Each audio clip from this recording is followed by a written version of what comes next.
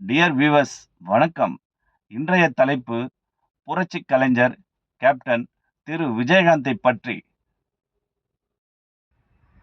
மதுரையில் rice mill அதிபரான Alagarsamy Andal தம்பதியினருக்கு மகனாக பிறந்தார்.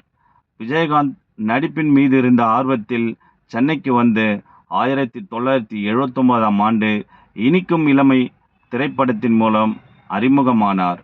தூரத்து இடிமுழக்கம், சிவப்பு மல்லி, அம்மன் கோவில் கிழக்காலே போன்ற வெற்றி படங்களின் மூலம் புகழ் பெற்றார். 1984ஆம் ஆண்டு மற்றும் ஒரே ஆண்டில் 18 படங்களில் நடித்து திரையுலகில் யாரும் முறியடிக்கப்படாத சாதனையை படைத்தார். கேப்டன் பிரபாகரன் என்ற படம் பிரம்மாண்ட வெற்றிக்கு பிறகு கேப்டன் என்று செல்லமாக அழைக்கப்பட்டார்.